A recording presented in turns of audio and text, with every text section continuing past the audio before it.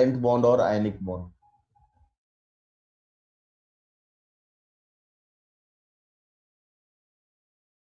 Electrovalent bond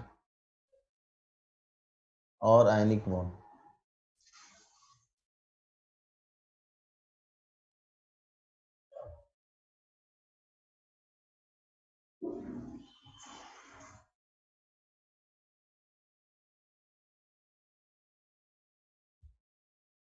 तो यहाँ पे क्या देखोगे आप, अगर मान लो, यानी क्या होता है, अगर bond formation by transfer of one electron from electropositive atom to electronegative atom होता है, उसे क्या बोलते हैं, आयनिक बॉन्ड। यानी क्या बोलोगे,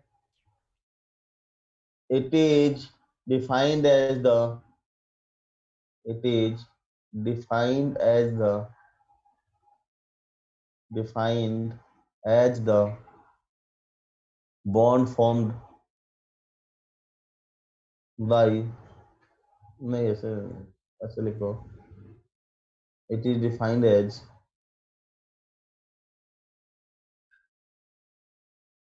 नहीं क्या लिखोगे, bond formed by, bond formed by complete transfer of electron, complete transfer, complete transfer of electron from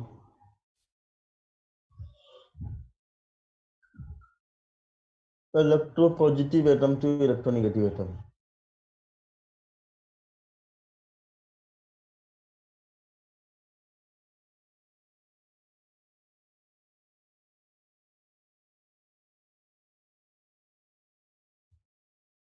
और इलेक्ट्रोस्टैटिक फोर्स जो होता है, लिख लो, electrostatic force of attraction is, electrostatic force of attraction, force of attraction, electrostatic force of attraction is responsible for bond formation,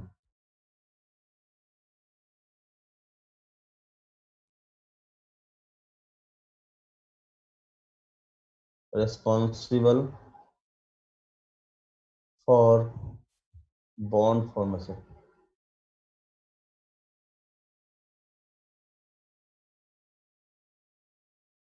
ठीक है, तो bond form करने के लिए जो आपका मेनली रिस्पॉन्सिबल फोर्स होता है, वो क्या होता है, इलेक्ट्रोस्टैटिक फोर्स। क्योंकि लॉजिकली भी सोच सकते हो कि अल्काइली मेटल से एक इलेक्ट्रॉन रिलीज करा है, जैसे एग्जांपल हमारे पास NaCl का बात करें, Na में क्या था अपने पास, Na के फर्स्ट सेल में था दो इलेक्ट्रॉन, दो,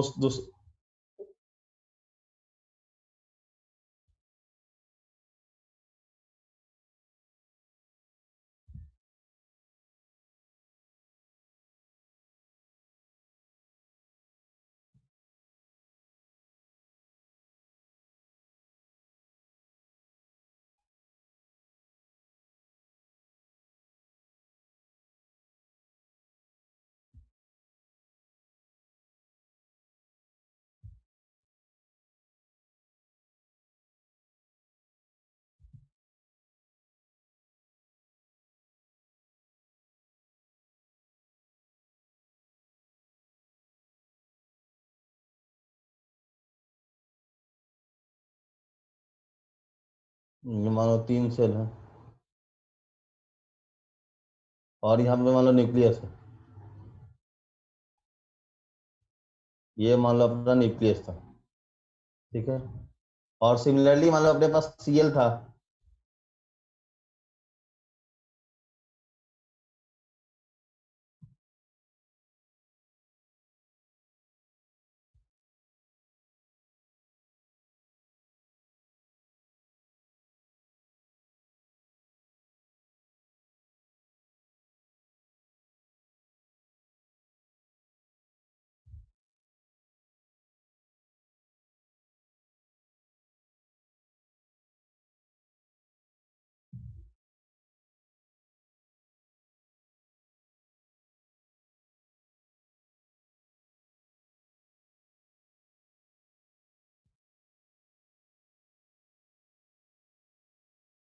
ये मान लो अपने पास क्लोरीन है, ठीक है, ये यहाँ पे क्लोरीन है, ठीक है, ये क्लोरीन है, ठीक है।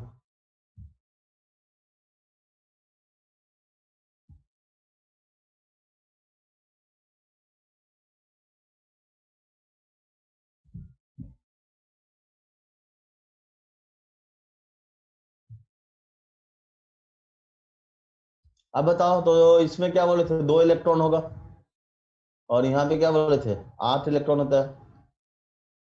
3, 4, 5, 6, 7, 8, और यहाँ पे बस 1 इलेक्ट्रॉन था। तो यहाँ पे देखो, इसमें यहाँ पे 7 इलेक्ट्रॉन था। 2, 3, 4, 5, 6, 7, और इसमें क्या था, 8 इलेक्ट्रॉन था, ठीक है।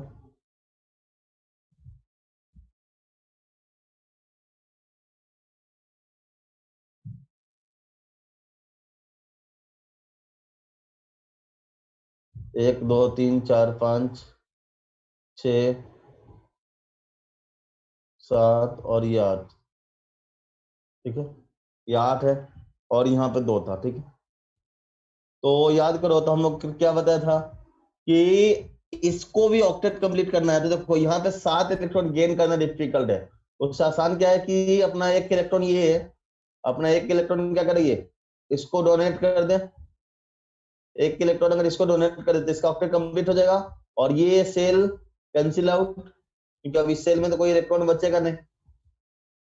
ये सेल क्या होगा, कैंसिल आउट हो जाएगा ना, ये सेल क्या हो जाएगा, कैंसिल आउट। कैसे सर? हाँ, क्योंकि इसका इलेक्ट्रॉन तो ये क्या करेगा, इसको अपना जो ये 1 इलेक्ट्रॉन बचा था, ये क्या करा, इसको ट्रांसफर कर दिया, इसका भी ऑक्टेट कंप्लीट हो गया। तो इसमें जैसे 1 इलेक्ट्रॉन हटा तो यहाँ पे क्या आएगा, प्लस चार्ज, इस पे कैसा आएगा, पॉजिटिव चार्ज, और इस पे क्या आ जाएगा आपका, निगेटिव चार्ज। तो पॉजिटिव और निगेटिव चार्ज जैसे ही क्लोज लाओगे, किस टाइप का फोर्स डेवलप होता है, पॉजिटिव और निगेटिव चार्ज क्लोज जाएगा तो वहां पे किस टाइप का फोर्स होता है, अट्रैक्शन फोर्स। आयन। हाँ, तो यहाँ पे क्या होगा, अट्रैक्शन फोर्स डेवलप होगा, electrostatic attraction, electrostatic attraction,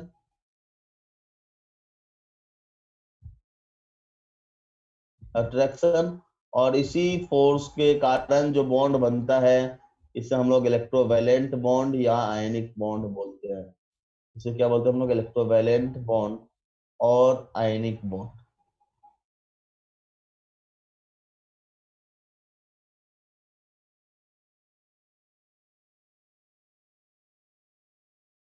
ionic bond, ठीक है। तो ये था अपने पास इलेक्ट्रोवैलेंट बॉन्ड और आयनिक बॉन्ड क्या होता है। अब तो ये तो था डेफिनेशन, आसान था। ये शायद आप लोग क्लास 10th में भी पढ़े हो, शायद, क्लियर, ये पढ़े थे। हम्म। हाँ सर। हाँ, चलो तो अगला देखते हैं हम लोग, condition for ionic bond formation. Condition for ionic bond formation, तो क्या क्या था फेवरेबल कंडीशन, बताएगा कोई। आयनिक बॉन्ड फॉर्म होने के लिए क्या क्या एक कंडीशन। मेटल और एक नॉन मेटल होना चाहिए।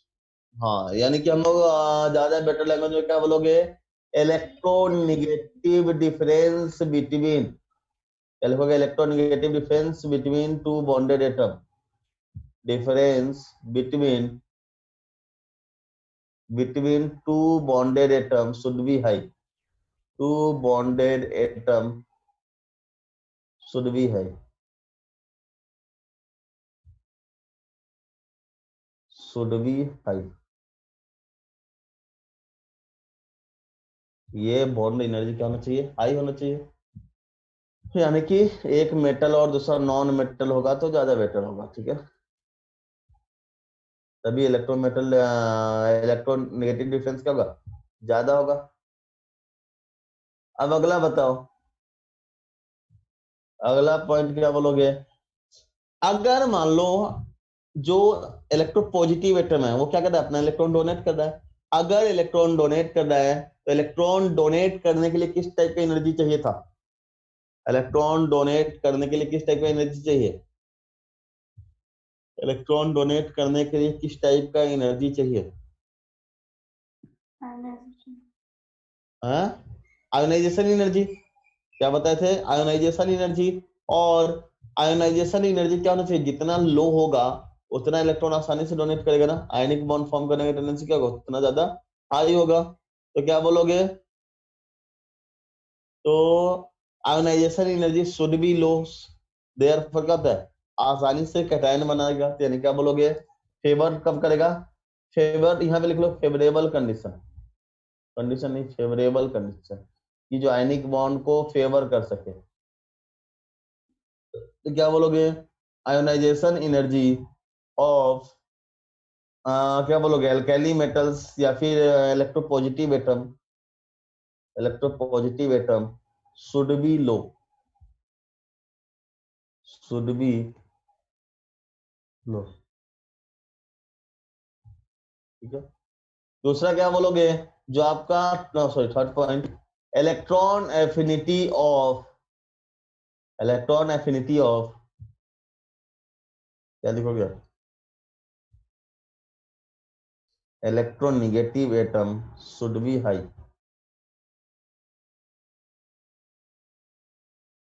शुड बी हाई, ठीक है। और चौथा टर्म से और आता है, that is lattice energy, lattice energy of, lattice energy या लैटिस इंथैल्पी जो भी होता है, enthalpy, lattice enthalpy of ionic bond should be high, should be high. अब ये नया टर्म्स क्या हो गया, लैटिस इंथैल्पी, यहाँ पे तो ये सारा टर्म्स क्लियर है। ऑब्वियसली इलेक्ट्रोनेगेटिव डिफरेंस ज्यादा रहेगा तभी दो एटम क्लोज आ पाएगा, तभी यहाँ पे क्या होगा जब क्लोज होगा। दूसरा क्या बताए थे हम लोग कि आयोनाइजेशन एनर्जी ऑफ इलेक्ट्रोपॉजिटिव लो होगा तभी इलेक्ट्रॉन आसानी से रिलीज करेगा, और इलेक्ट्रॉन एफिनिटी हाई होगा, दैट मींस क्या करोगे, जब इलेक्ट्रॉन ये गेन करेगा तो ज्यादा से ज्यादा अमाउंट ऑफ एनर्जी रिलीज करेगा, यानी कि ओवरऑल ये तीनों कंडीशन होगा। और ऑब्वियसली जब इलेक्ट्रोस्टैटिक फोर्स बनेगा तो उसके कारण में कुछ एनर्जी रिलीज होगा बॉन्ड फॉर्मेशन में, तो वो भी एनर्जी का मैग्नीट्यूड जो होगा वो हाई होना चाहिए। तो ये चार कंडीशन जो होना चाहिए फेवर्ड करता है फॉर्मेशन ऑफ आयनिक बॉन्ड। अब यहाँ पे एक टर्म आता है लैटिस एंथैल्पी, ये आप कैसे डिफाइन करोगे, तो लैटिस एंथैल्पी देख लेते हैं क्या होता है।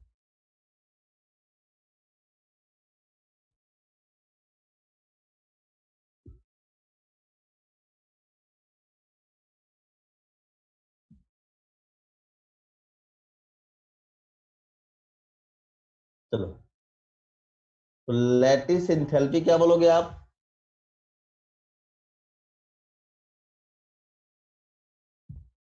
किस जैसे अपने पास मान लो NaCl है, NaCl है ना, तो इसको Na प्लस और Cl माइनस में डिसोसिएट करने के लिए जो अमाउंट ऑफ एनर्जी चाहिए, यानी क्या लिखोगे, amount of energy required to dissociate an ionic bond into its gaseous constituent ion is known as lattice enthalpy, clear। क्या लिखोगे, the lattice enthalpy of ionic solid is defined as energy required to completely separate one mole of solid into its gaseous constituent ion, ठीक है। जिसको क्या बोलते हैं हम लोग, लैटिस इंथैल्पी, क्लियर, समझ में आया। यानी क्या लिखोगे इसको हम लोग, अगर डेफिनेशन लिखना हो तो क्या लिखोगे, it is defined as, it is defined as amount of, defined as the, defined as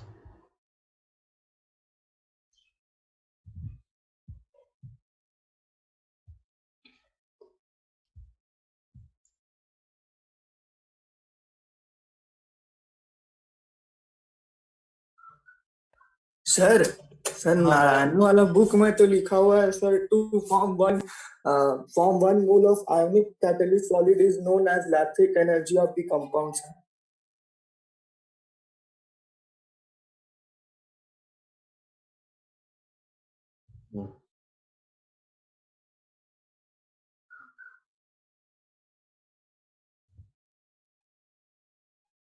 क्या लिखा है?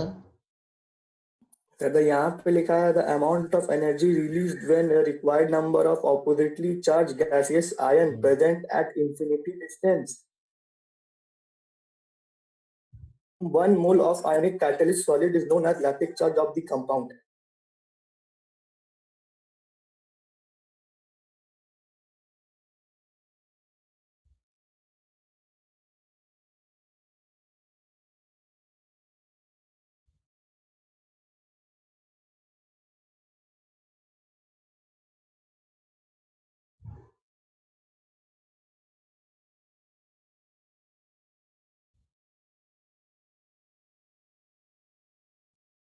देखो ये क्या बोला है कि NaCl सॉलिड से Na प्लस गैस और Cl माइनस गैस को डिसोसिएट करने के लिए जो अमाउंट ऑफ एनर्जी रिलीज किया, नारायण ने उल्टा लिख दिया कि जब हमारे पास Na प्लस गैस होगा, Cl माइनस गैस होगा, ये दोनों को कंबाइन करोगे तो जो NaCl सॉलिड बनने के लिए जो अमाउंट ऑफ एनर्जी रिलीज होगा उसे हम लोग लैटिस एंथैल्पी बोलते हैं। तो वो भी बोल सकते हो, समझ में आया? ये दोनों रिवर्सिबल प्रोसेस है, यानी कि NaCl से Na प्लस और Cl माइनस ब्रेक करने में जो अमाउंट ऑफ एनर्जी रिलीज होगा वो कितना एब्जॉर्ब होगा, जितना वो रिलीज किया होगा। यानी जब Na प्लस है और Cl माइनस है, NaCl सॉलिड बनने में जो अमाउंट ऑफ एनर्जी रिलीज किया होगा उतना ही तो एब्जॉर्ब करेगा। यानी उसी को क्या बोलते हैं, यानी ओवरऑल क्या बोलोगे, किसी भी आयनिक स्पीसीज को, मतलब किसी भी आयनिक स्पीसीज को, मतलब cation to anion, anion to cation में ब्रेक करने के लिए, सॉलिड से प्योर कैटायन में ब्रेक करने के लिए जो अमाउंट ऑफ एनर्जी चाहिए उसी को हम लोग क्या बोलते हैं, लैटिस एंथैल्पी। क्लियर?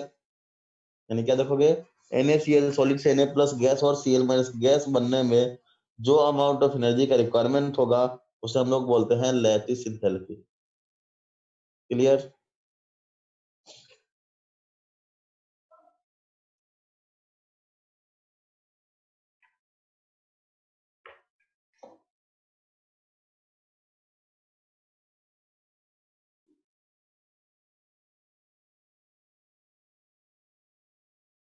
चलो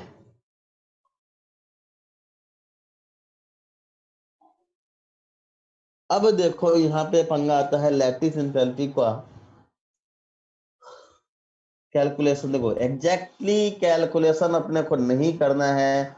देखो नो ऑब्वियसली क्या बोलते थे, जो लैटिस एनर्जी है, तो हम लोग क्या बोलोगे, आपका जो लैटिस एनर्जी है ये क्या है, दो चार्ज पार्टिकल के बीच में फोर्स के कारण एनर्जी जनरेट हो रहा है, तो इसको क्या बोलोगे, लैटिस एनर्जी जो होता है आपका, एक मान लो पॉजिटिव चार्ज था, इसका कुछ न्यूक्लियस था, और निगेटिव वाले था इसका एटम, इसके बीच में कुछ चार्ज था, ये दोनों के चार्ज के कारण कुछ फोर्स ऑफ अट्रैक्शन या रिपल्सन लग रहा होगा, और इसी के फोर्स पे डिपेंडेंट होता है। तो याद करो, दो चार्ज पार्टिकल के बीच पोटेंशियल एनर्जी कितना पढ़े थे आप लोग, अगर दो चार्ज पार्टिकल है, दो चार्ज पार्टिकल का पोटेंशियल एनर्जी कितना होता है, Q1 Q2 divided by R. K Q1 Q2 divided by R। तो सिमिलरली लैटिस एंथैल्पी भी क्या बोलोगे आप, it is proportional to Q1 Q2 divided by radius of cation plus radius of anion, क्योंकि centre to centre distance क्या लिखोगे, radius of cation plus radius of anion, यही तो होगा सेंटर टू सेंटर डिस्टेंस, यानी कि ये इसके प्रोपोर्शनल होता है। एग्जैक्ट लैटिस एंथैल्पी कैलकुलेट कराने के लिए अपने पास मॉलिक्यूलर फार्मूला, कोई मैथमेटिकल फार्मूला नहीं है, और कभी भी आपसे अगर पूछेगा भी तो एक्सपेरिमेंटल मेथड से पूछेगा, डायरेक्टली मैथमेटिकली फॉर्मुलेट करके लैटिस एंथैल्पी नहीं पूछा जाया है, क्योंकि अगर उसको कैलकुलेट करने लगो तो काफी सारा अप्रोक्सीमेशन डाल के उसमें मल्टीप्लाई डिवाइड करना पड़ेगा, काफी कॉम्प्लिकेटेड रिलेशन हो जाएगा। शायद देखोगे तो नारायण का मॉड्यूल में दिया भी हुआ है कि क्वेश्चन जो कुछ गंदा सा क्वेश्चन दे रखा है, शायद A plus Z minus Z, Z plus Z minus e square by R, इस तरीके से कुछ दे रखा होगा। तो ये देखो ये काफी लंबा चौड़ा इक्वेशन बन जाता है, उतना अपने को याद रखना नहीं है। मेनली अपने को याद क्या रखना है, Q1 Q2 को मतलब ऐसे बोल सकते हो चार्ज ऑन, एक को बोल सकते हो चार्ज ऑन कैटायन, एक बोलोगे charge on anion. Q1 means क्या लिखोगे, चार्ज ऑन कैटायन, और ये हो जाएगा अपना charge on anion. Charge on an ion, ठीक है। तो ये होता है लैटिस एंथैल्पी, यानी कि जैसे अगर हमें कंपेयर करना होगा, जैसे अपने पास मान लो NaCl है, MgCl2 है और AlCl3 है, ठीक है। इसमें अगर कंपेयर करना है तो कैसे कंपेयर करोगे? यहाँ पे देखो Na+Cl-, किससे बना होगा? Na+Cl-, ये बना होगा Mg2+ और Cl-, और ये बना होगा Al3+ और Cl-। तो बताओ यहाँ पे K, Q1, Q2 कितना रहा है? 1 × 1, यहाँ पे 2 × 1 और यहाँ पे 3 × 1। तो मैग्नीट्यूड जैसे जैसे Q का बढ़ेगा क्या बोलोगे? लैटिस एंथैल्पी बढ़ता चला जाएगा। तो ये होता है order of lattice enthalpy. Lattice enthalpy हम लोग इस तरीके से कंपेयर करोगे, यानी सिंपली क्या देखोगे, जितना चार्ज का प्रोडक्ट बढ़ता चला जाएगा उतना ही क्या होगा, वो लैटिस एंथैल्पी बढ़ता चला जाएगा। उसी के बाद जैसे अपने पास आ जाएगा कंपेयर करने के लिए NaCl है, KCl है, RbCl है और CHCl है। अब देखो यहाँ पे ये सबका सब +1 - 1 +1 - 1 +1 -1 +1 और -1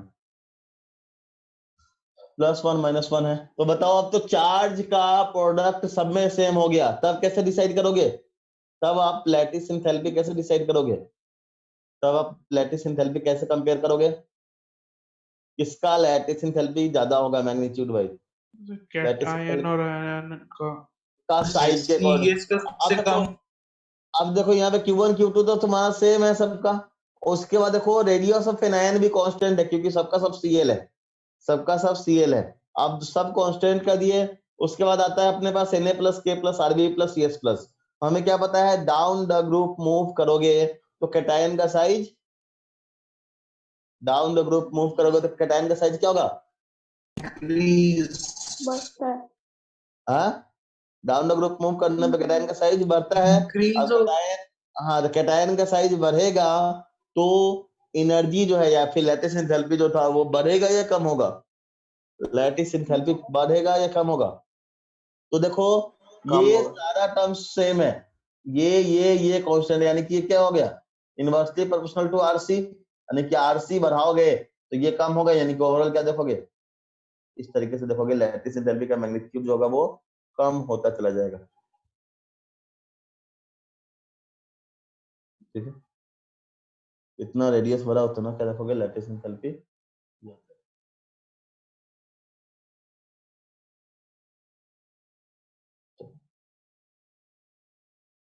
ये हो गया। तो इस तरीके से अपने पास कंपेयर करने के लिए आ सकता है कि कंपेयर द लैटिस एंथैल्पी, ठीक है।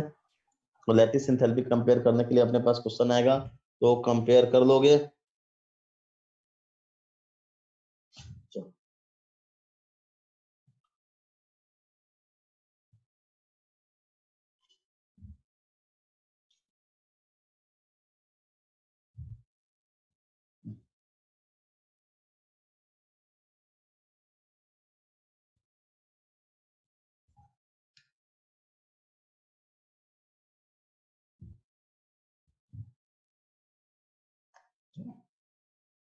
अब देखो, और आयनिक फार्मूला का, आयनिक कंपाउंड का फार्मूला कैसे लिखते हैं ये तो सबको पता है। आयनिक फार्मूला अगर मान लो कि कैटायन बन रहा है, मतलब ज्यादा डोमिनेटिंग कौन सा होता है सर? मतलब चार्ज का प्रोडक्ट या फिर रेडियस?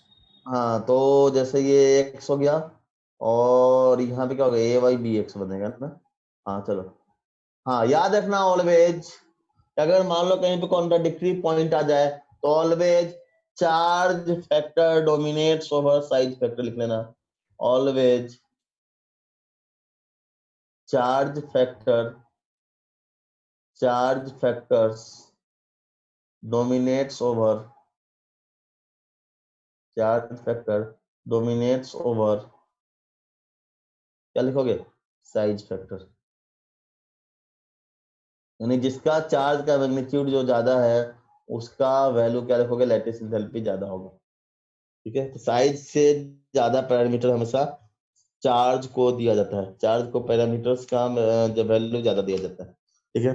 अब एक बात बताओ, जब भी अपने को लैटिस एंथैल्पी, ये देखो यहाँ से तो हम लोग कंपेयर कर सकते हैं, एग्जैक्टली लैटिस एंथैल्पी कैलकुलेट नहीं किया जा सकता है, क्योंकि एग्जैक्ट मैथमेटिकल फॉर्मूला हम लोग अभी तक डिफाइन नहीं कर पाए हैं, तभी भी स्कोप है इसमें कुछ अपना दिमाग चलाने का, ठीक है। तो एग्जैक्टली हम लोग ये टोटली एक मतलब उतना मॉलिक्यूलर माइक्रो लेवल पर जाके स्टडी करना डिफिकल्ट है, तो हम लोग जनरली क्या करते हैं, सबका एक्सपेरिमेंटल मेथड से हम लोग एनर्जी कैलकुलेट करते हैं।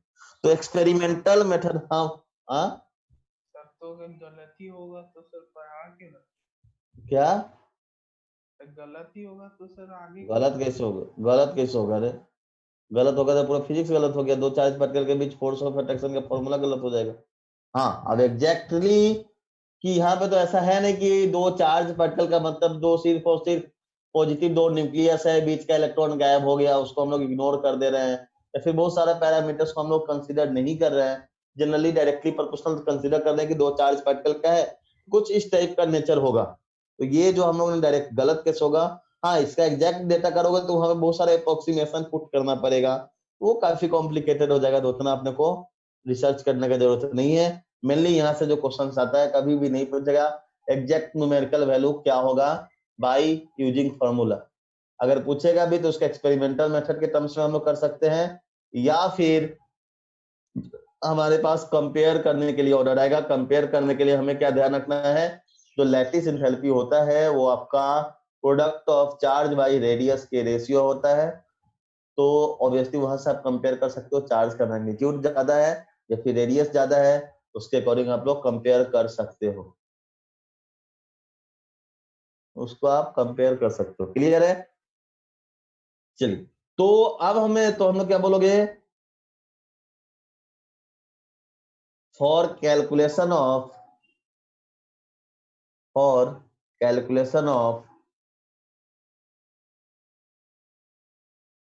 Ionic bond, sorry lattice enthalpy, तो एक बार प्रीवियस पेज दिखाएं। तो लैटिस एंथैल्पी कैलकुलेट करने के लिए हमें कुछ एक्सपेरिमेंटल मेथड देखना पड़ेगा। एक्सपेरिमेंटली हम लोग कैसे, तो उसके लिए हमें कुछ बेसिक्स केमिकल लॉज को ध्यान रखना है, उसके हेल्प से हम लोग डिफाइन करेंगे कि कैसे किसी भी क्या बोलोगे आयनिक बॉन्ड का हम लोग ये एनर्जी में लैटिस एंथैल्पी हम कैलकुलेट करेंगे, ठीक है। लैटिस एंथैल्पी कैलकुलेट करने के लिए हम लोग देखते हैं क्या फॉलो करना है।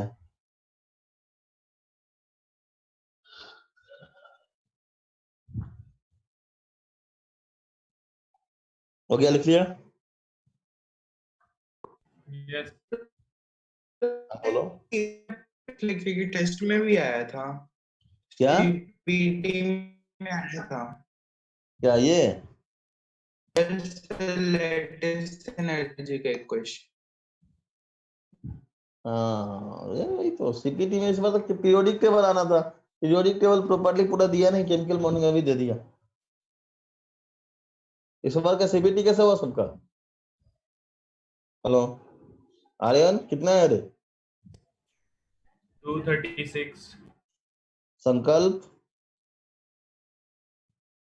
सर हम नहीं दे पाए थे, मेरा सक्षम? बैच पता नहीं कैसे चेंज हो गया था।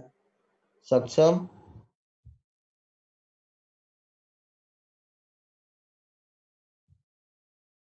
सक्षम तुम्हारा? सात्विक सायन है कि सब गायब है? Yes sir. तुम्हारा कितना है?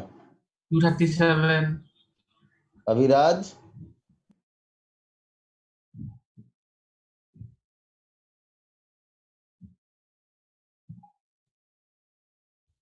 अभिराज कितना है रे?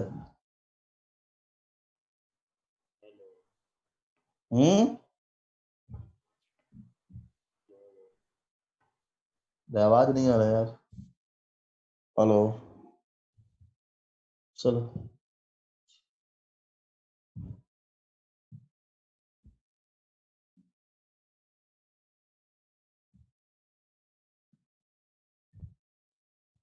तो बताओ, तो ये इसमें अगर लैटिस एनर्जी का ऑर्डर पूछा जाए तो क्या होगा? ऑर्डर ऑफ लैटिस एनर्जी यहाँ पे क्या हो जाएगा? यहाँ पे ऑर्डर ऑफ लैटिस एनर्जी का ऑर्डर क्या होगा? इंक्रीजिंग हाँ? तो यहाँ पे इंक्रीजिंग देखो Na+1 -1 +2 -1 +3 -1, यानी कि मैग्नीट्यूड जो है यहाँ पे प्लस जो Q1 Q2 +1 आ रहा है, यहाँ पे Q1 Q2 2 आ रहा है, यहाँ पे 3 आ रहा है, मैग्नीट्यूड बढ़ा चार्ज का प्रोडक्ट का यानी कि बढ़ेगा। यहाँ पे भी देखो लिथियम पे प्लस कांस्टेंट है, लेकिन fluorine F minus O2 minus N3 minus, तो ओवरऑल क्या देखोगे आपका लैटिस एनर्जी जो है वो बढ़ता चला जाएगा। ठीक है, अब देखो तो एग्जैक्टली हम लोग क्या बोले थे, एग्जैक्टली तो हम लोग कैलकुलेट नहीं कर सकते हैं। ठीक है, तो इसके लिए हम लोग क्या करेंगे, कुछ बेसिक केमिकल लॉज को फॉलो करते हुए हम लोग निकालते हैं कि कैसे हम लोग इंथैल्पी ऑफ, तो लिख लो exact for calculation of lattice enthalpy of ionic compound, for calculation of lattice enthalpy of ionic compound, enthalpy of ionic compound, ionic compound we have to follow, compound we have to follow, we have to follow some basic some thermodynamics law, follow some thermodynamics law, मतलब कुछ chemical law जो है energy का conversion का laws जो है वो अपने को पढ़ना पड़ेगा, थर्मोडायनामिक्स लॉ। ठीक है, तो सबसे पहला हम लोग बात करते हैं हेस लॉ। ठीक है, हेस लॉ से पहले हम लोग देखते हैं एंटोनी लेवोसियर लॉ था सबसे पहला, एंटोनी लेवोसियर लॉ। ठीक है,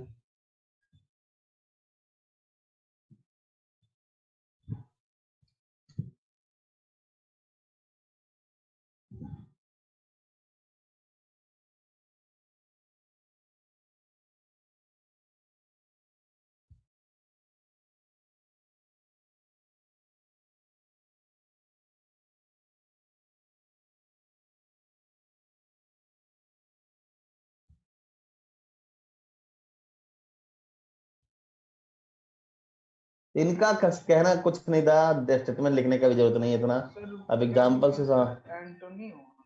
हाँ ANTONILAVOISI एंटोनी लेवोसियर, यही था ना, क्या नाम था,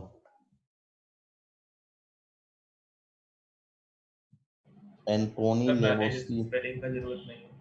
हाँ चलो इधर आओ। तो इनका कहना था, भावनाओं को समझो, इनका कहना था कि अगर रिएक्शन अगर ए से जैसे बी जा रहा है, तो अगर इसमें मान लो कि plus x joule energy release हुआ, मान लो इसमें plus x joule energy absorb किया, तो वही रिएक्शन को रिवर्स करोगे तो ये माइनस एक्स किलो जूल पर मोल। बस इतना कहना था, ये हो गया केमिकल लॉ, उसका नाम आगे देख लो। यानी कि for any chemical reaction if direction is reverse then magnitude of energy is just क्या होगा, रिवर्स हो जाएगा। यानी क्या बोल सकते हो, अगर ए से बी जाने में अगर एनर्जी एब्जॉर्ब किया है तो बी से ए आने में उतना ही अमाउंट ऑफ एनर्जी रिलीज करेगा। This is known as Antoine Lavoisier law. तो इसमें स्टेटमेंट लिखाने की जरूरत लग रहा है क्या, ये तो सर एक लॉजिकल बार एग्जांपल। प्लस माइनस एनर्जी आप दोबारा बताइए ना सर, उसमें बहुत देखो कंफ्यूज। हमेशा केमिस्ट्री के रेस्पेक्ट में देखो, फिजिक्स और केमिस्ट्री में साइन कन्वेंशन थोड़ा सा डिफर आएगा। तो केमिस्ट्री वाला ऐसे याद रखो, सेल्फिश है, सेल्फिश आदमी को कुछ मिलेगा पॉजिटिव और रिलीज होगा तो माइनस। ठीक है, तो यानी कि अगर प्लस एक्स किलो जूल पर मोल है यानी कि वो एनर्जी एब्जॉर्ब कर रहा है, माइनस में है तो वो रिलीज करेगा। ठीक है, यानी कि हमेशा क्या बोला गया, अगर किसी भी केमिकल रिएक्शन का डायरेक्शन हम लोग रिवर्स करोगे, उस केमिकल रिएक्शन में जितना एनर्जी इंटरेक्शन होगा same amount of energy interaction उस अपोजिट रिएक्शन में भी होगा, बस दोनों का साइन अपोजिट होगा। यानी कि एक जगह एब्जॉर्ब किया होगा तो दूसरी जगह रिलीज करेगा एंड वाइस वर्सा। ठीक है, इलेक्ट्रॉन एफिनिटी हमेशा मतलब सेकंड से हमेशा पॉजिटिव रहता है। हाँ सेकंड इलेक्ट्रॉन एफिनिटी हमेशा मतलब सेकंड थर्ड हमेशा पॉजिटिव रहता है सेकंड के बाद से। सेकेंड इलेक्ट्रॉन एफिनिटी, हाँ second electron affinity almost positive रहता है। फर्स्ट पॉजिटिव इलेक्ट्रॉन मतलब एफिनिटी एनर्जी एब्जॉर्ब करेगा। पॉजिटिव मतलब एनर्जी एब्जॉर्ब करेगा ना। हाँ हाँ हाँ, चलो तो ये हो गया एंटोनी लेबोसियर लॉ खत्म। अब आते हैं, एक और था आपका हेस लॉ।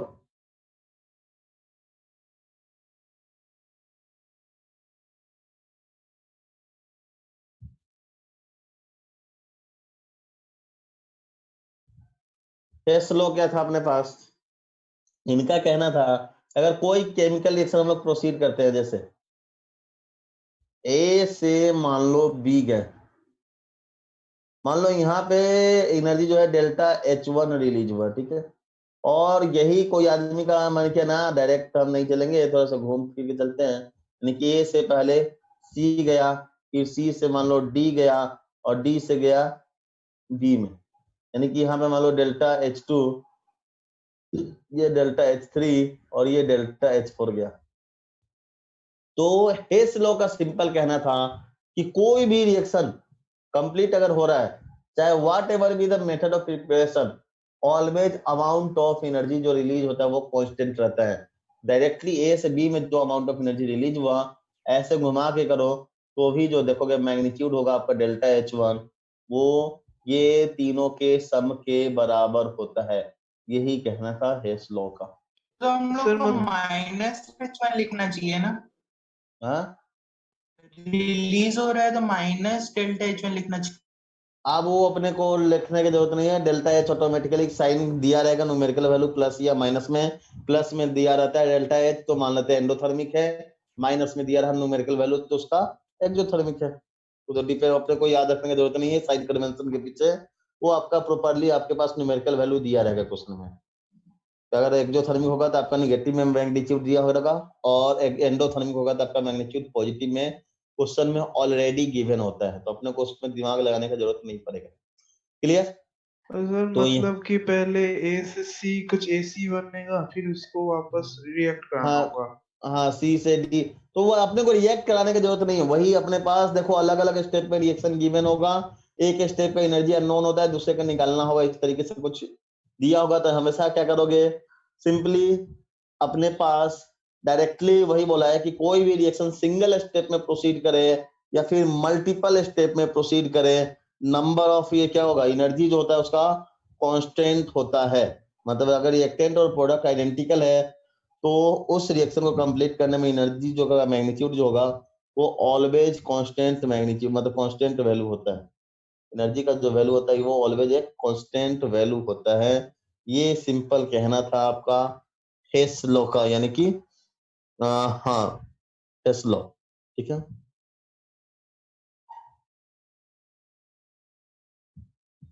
ठीक है, तो डेफिनेशन लिखना चाहो लिख लो। डेफिनेशन क्या लिखोगे? The amount of energy release और absorb in a process is remain constant.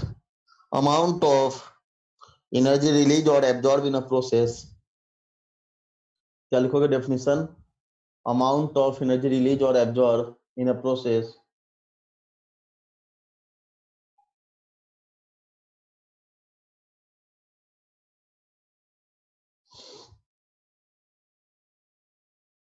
तो डेफिनेशंस क्या लिखोगे? अमाउंट ऑफ एनर्जी रिलीज और एब्जॉर्ब, रिलीज्ड और absorbed in a process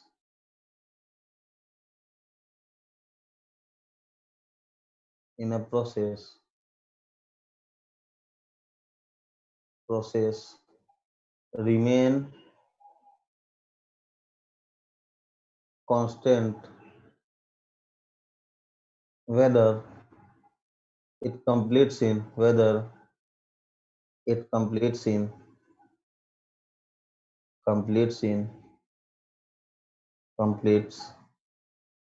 in one step or multiple step।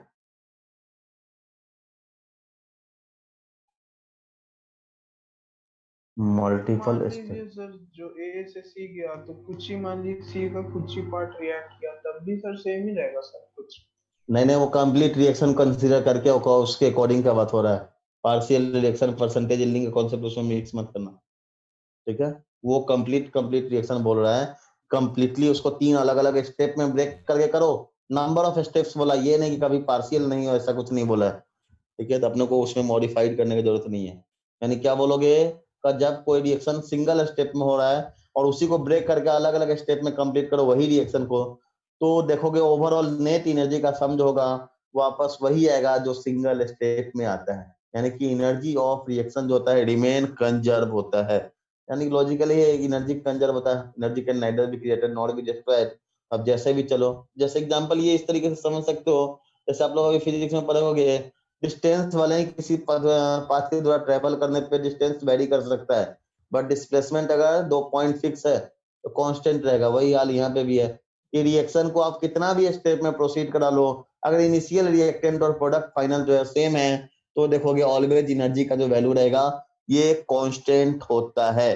तो ये दो लॉज के बेसिस पे हम लोग देखेंगे कि जितना भी आयनिक कंपाउंड है उसका हम लोग लैटिस इंथैल्पी कैलकुलेट कर सकते हैं, और इसे कैलकुलेट करने के लिए जो साइकिल भी बनना था उसे बोलते हैं हम लोग बॉर्न हेबर साइकिल्स। ठीक है, बॉर्न, तो next topic is Born Haber cycle. ऐसे देखो बॉर्न हेबर साइकिल ये सब जेई मेंस वगैरह में नहीं उतना डिटेल में जाएगा। ठीक है, बॉर्न हेबर साइकिल और calculation of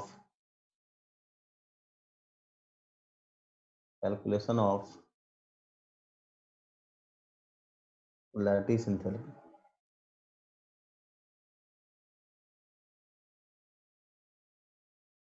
lattice enthalpy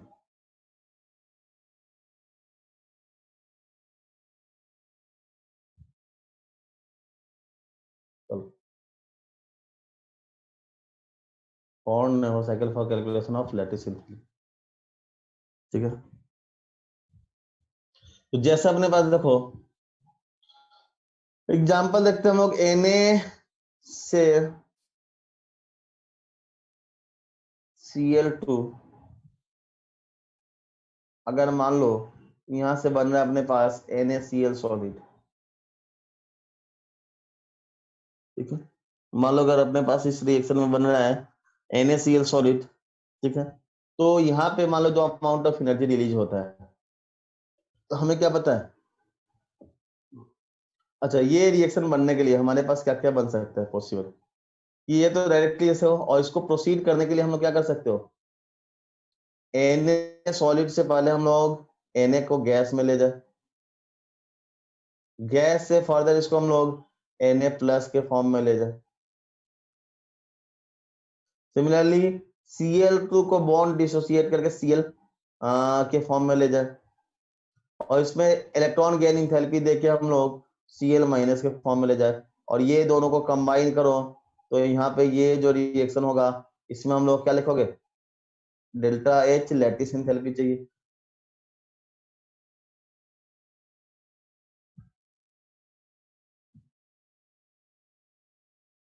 ये जो था अपने पास डेल्टा H सब्लिमेशन था, यहाँ पे half into bond dissociation enthalpy था, और यहाँ पे डेल्टा H Eg1 था इलेक्ट्रॉन गेन इंथैल्पी फर्स्ट, और यहाँ पे क्या था IE आयनाइजेशन इंथैल्पी 1। ठीक है, तो ये टोटल यानी कि हम लोग क्या देखोगे, और इस रिएक्शन में मान लो कि डेल्टा H लग रहा है रिएक्शन का, हम लोग क्या ओवरऑल यहाँ से बोल सकते हो जो डेल्टा H का मैग्नीट्यूड होगा, ये जो डेल्टा H का मैग्नीट्यूड होगा ये तो आइदर ये सिंगल स्टेप में प्रोसीड हुआ था और ये सारा मल्टीपल स्टेप में होगा, ये सारा एनर्जी का सम जो था यानी कि delta H sublimation plus IE1 plus अपने पास half into bond dissociation enthalpy plus delta H Eg1 plus delta H Le, ये इक्वल होगा। और यहाँ में हम लोग क्या करते हैं, ये पूरा रिएक्शन में हमारे पास बाकी सारा टर्म्स नोन होता है, एक आपका अननोन टर्म्स होता है, तो ये न्यूमेरिकल वैल्यू आपको दिया रहेगा और आपको एक कोई इंथैल्पी या बॉन्ड डिसोसिएशन इंथैल्पी कैलकुलेट करने के लिए पूछेगा, तो क्या आप कैलकुलेट कर लोगे? हाँ बोलो। Na के नीचे क्या लिखेंगे सर? तो पहले क्या करोगे, जब भी Na सॉलिड है तो उसको क्या करोगे, Na गैस में कन्वर्ट करो।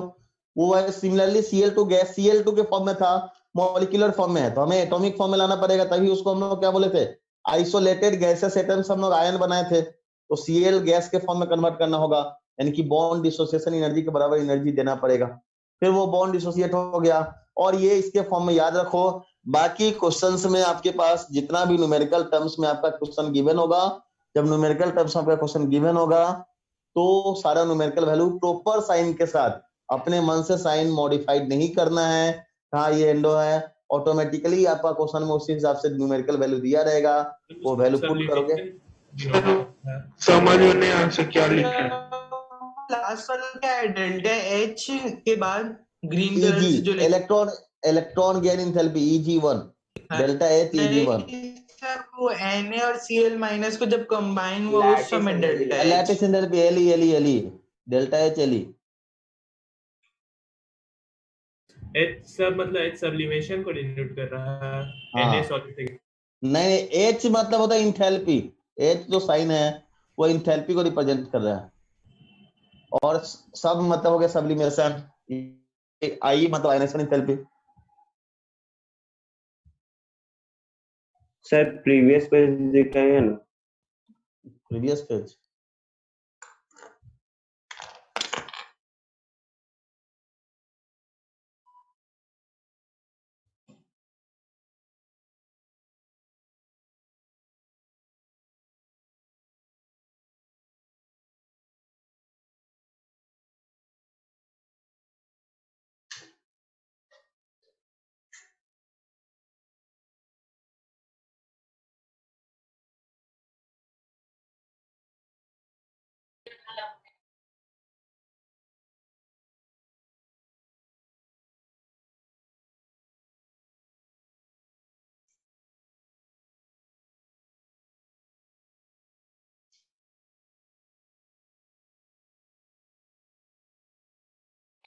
हाँ सर हो गया।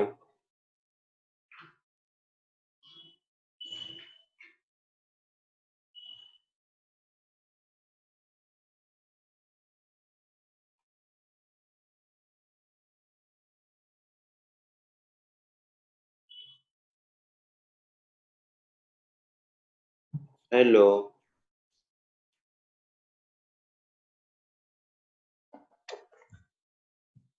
हेलो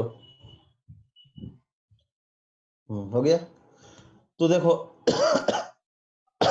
वही बोला है कि डायरेक्टली रिएक्शन तो ऐसे भी जा सकता था, और ये रिएक्शन को NaCl सॉलिड बनाने के लिए हम लोग आयनिक फॉर्मेशन करके भी कर सकते थे। तो आयनिक फॉर्मेशन करना है तो हमें Na प्लस गैस और Cl माइनस गैसियस फॉर्म से हम लोग NaCl सॉलिड बनाए थे।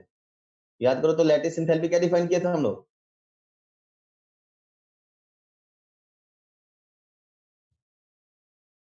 कि NaCl सॉलिड से Na प्लस गैस और Cl माइनस गैस के फॉर्म में कन्वर्ट करना है। तो अब सबसे पहला, जब Na प्लस सॉलिड अपने पास क्वेश्चन में क्या दिया था, ये सॉलिड के फॉर्म में, तो सॉलिड से गैस ले जाने के लिए क्या बोले थे, किसी भी सॉलिड से गैसियस फॉर्म में कन्वर्ट करने के लिए कौन सा प्रोसेस अप्लाई करते हो आप? वेपराइजेशन, कंडेंसेशन, क्या होता है, बॉइलिंग, क्या करते हो? सब्लिमाइजेशन। तो इसलिए हम लोगों ने उसको क्या बोला, सब्लिमेशन हो गया। उसी तरीके से यहाँ पे क्या हो गया अपना, आयोनाइज करना होगा, Na से Na+ जाना है, तो सिमिलरली Cl2 है, उसको Cl एटम के फॉर्म में करना है, तो वहां पे क्या करना है, बॉन्ड डिसोसिएट करना होगा। सिमिलरली वहां पे इलेक्ट्रॉन गैन एंथैल्पी दोगे तो क्या होगा, न्यूट्रल एटम से एनायन बनेगा, और ये दोनों को कंबाइन करो तो लैटिस एंथैल्पी रिलीज होगा। अब सारा एनर्जी का सम कर दो, ये इसमें से मैक्सिमम वैल्यू आपको न्यूमेरिकल दिया रहेगा, कोई एक अननोन होगा वो आप कैलकुलेट कर लोगे। तो ये प्रोसेस होता है एक्सपेरिमेंटल मेथड के हेल्प से लैटिस एंथैल्पी कैलकुलेट करना। अगर ये समझ में आ गया, एक और एग्जांपल सर सोडियम का सब्लिमेशन कैसे होता है? सोडियम का सब्लिमेशन, सोडियम को हीट करोगे, हीट करके होगा, ऑब्वियसली एंडोथर्मिक प्रोसेस होगा। सब्लिमेशन हो गया, बॉइलिंग हो गया, मेल्टिंग हो गया, ये सब तो एनर्जी एब्जॉर्ब करने वाला प्रोसेस है। ठीक है, सर सोडियम को हिट करेंगे तो सब ब्लास्ट हो जाएगा? कौन सा सोडियम मेटल को होगा, कोई अल्टरनेटिव मेथड? सोडियम को किसी मीडियम, मतलब उसको प्रॉपर्ली क्या करो, Na को मतलब मेल्ट तो होता होगा ना, तो यानी कि ऐसे तो कर सकते हैं, सोडियम को मेल्ट करके फिर हीट वेपराइज करें। तो अगर मान लो सब्लिमेशन करना है, देखो तो वापस वैसे देखो ना, सब्लिमेशन अगर हमको निकालना है तो सॉलिड से लिक्विड, लिक्विड से गैस, तो इसमें एनर्जी जो होगा इसमें ऐड हुआ, दोनों को ऐड कर दो तो ये सब्लिमेशन के बराबर हो जाएगा। नहीं समझ में आया सर। अरे भैया डायरेक्ट सब्लिमेशन अगर किसी का नहीं कर पाता है तो जैसे मान लो कि डायरेक्ट हम लोग सॉलिड से गैस करें तो सब्लिमेशन कहलाएगा, और सॉलिड से लिक्विड और लिक्विड से गैस, ये तो यानी कि मान लो यहाँ पे अगर डेल्टा एच है, यहाँ पे मान लो डेल्टा H1 है और ये डेल्टा H2 है, तो सॉलिड से लिक्विड तक की सोडियम मेल्ट तो होता है और लिक्विड से फिर गैस भी बन सकता है। ये दोनों में टोटल एनर्जी का जितना सम लगेगा वही हो जाएगा उसका सब्लिमेशन एनर्जी, बोल सकते हैं। तो ये सब न्यूमेरिकल वैल्यू आपको एक्सपेरिमेंटली दिया रहेगा, आपको एक्सपेरिमेंटली लैब में अगर ऐसा न्यूमेरिकल देता है तो ये सारा न्यूमेरिकल, ये थोड़ी ना कि लैब में प्रिपेयर करने के लिए देगा कि आप प्रिपेयर करो फिर कैलकुलेट करो। तो ये सारा वैल्यू आपके पास गिवन होगा, तो एक अननोन टर्म्स होता है उसको आप सॉल्व कर लोगे। तो अगर जल्दी से ये समझ में आ गया तो यहाँ पे आपको बॉन्ड हेबर साइकिल लिखना है, एल्युमिनियम प्लस 3/2Cl2 से AlCl3 बनाना है। मान लो यहाँ पे डेल्टा H रिलीज हो रहा है और ये सॉलिड में था, ये आपका गैस में था और ये सॉलिड में। एक तो इसका बॉन्ड हेबर साइकिल लिखो और दूसरा अपने पास दे रखा है एल, सॉरी ये थर्ड देख लो, एल है सॉलिड प्लस 3/2O2 है, यहाँ पे 2 एल्युमिनियम है, ठीक है 2Al है, तो ये बनेगा अपने पास Al2O3, ठीक है। और यहाँ पे डेल्टा H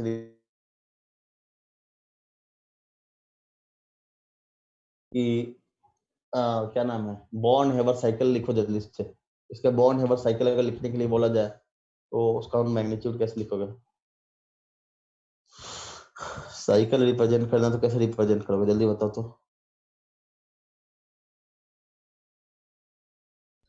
क्लोरीन सर वो लिक्विड में, हाँ लिक्विड कौन में सर Cl2। सा, नहीं सब गैस में, सॉलिड Cl2O2 गैस में है, ठीक है। Cl2 और O2 जो है आपका गैसियस फॉर्म में दे रखा है,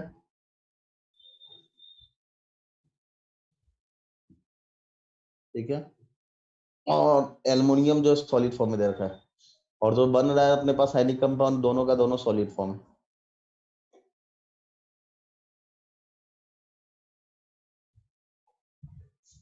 जल्दी बताओ क्या होगा।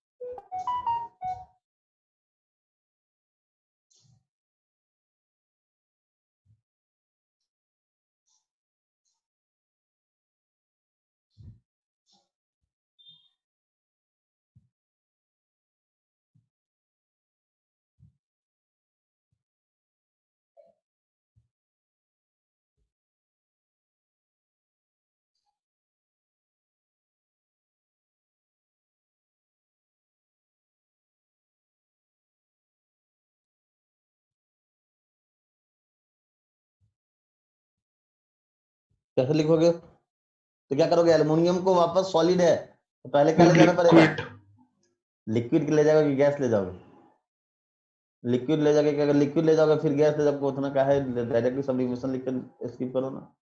सब्लिमेशन का ऑटोमेटिक मीनिंग हो जाता है कि लिक्विड प्लस गैस, ठीक है। तो यहाँ पे क्या लिखोगे, डेल्टा H सब्लिमेशन, तो ये क्या बन जाएगा अपने पास, एल्युमिनियम गैसियस फॉर्म में चला जाएगा। उसके बाद क्या करोगे, फर्दर I1 दोगे तो एल्युमिनियम प्लस में जाएगा, फिर से यहाँ पे फिर से I2 दोगे तो ये क्या हो जाएगा, एल्युमिनियम 2 प्लस, और यहाँ पे फिर से I3 सर दोगे तो एक ये ही क्या बार में बनेगा, I1 plus I2 plus I3 दे सकते हैं। लेकिन नहीं, लेकिन 3 स्टेप में लिखना पड़ेगा, एक स्टेप में लिख दोगे तो थोड़ा सा गड़बड़ हो, एक ही साथ 3 इलेक्ट्रॉन तो निकलता नहीं है ना। 3 अलग अलग प्रोसेस में होगा। तो यहाँ पे क्या देखोगे 3/2 टाइम्स बॉन्ड डिसोसिएशन एंथैल्पी देना पड़ेगा। तो यहाँ पे क्या बनेगा 3Cl बनेगा। फिर यहाँ पे क्या देखोगे 3 टाइम्स डेल्टा HEG देना पड़ेगा, ये 3 मोल है तो ये क्या बनेगा 3Cl माइनस, और ये दोनों को कंबाइन करोगे तो ये अपना बन जाएगा आयनिक सॉलिड। तो यहाँ पे क्या लगेगा delta HLE।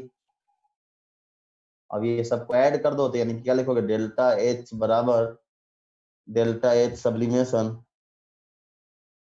Plus IE1 plus IE2 plus IE3 plus 3/2 times bond dissociation enthalpy plus 3 times delta HEG plus delta HLE, ये के बराबर होगा, सबको इक्वेट कर दो अपना आंसर आ जाएगा। तो ईजी क्या बोले easy? Electron gain enthalpy, easy लिखो या ये लिखो, इलेक्ट्रॉन एफिनिटी लिखो, ठीक है। चलो तो सिमिलरली इसका एल्युमिनियम से O2 का भी लिख लोगे, एल्युमिनियम और O2 का कैसे लिखना है ये भी लिख लोगे।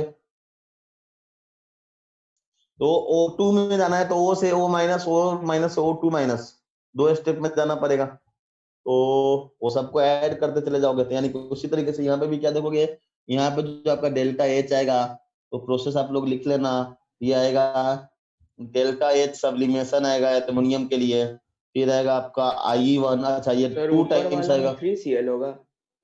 हाँ 3Cl हो जाएगा ना ये। तो यहाँ पे 3/2 से किए हैं तो फिर तो बस Cl होना अरे चाहिए ना। कौन सा 3/2 इंटू Cl2 है, टोटल कितना होगा, एक Cl2 से 2 Cl मोल Cl होगा, तो 3/2 मोल से कितना होगा, एक Cl2 2 Cl मोल एटम देता है, 3/2 मोल में कितना Cl एटम देगा, ठीक है। अब यहाँ पे देखो यहाँ पे 2 लगा है तो यहाँ पे क्या करेंगे 2 मोल देना पड़ेगा, फिर से क्या देखोगे यहाँ पे 2 टाइम्स IE1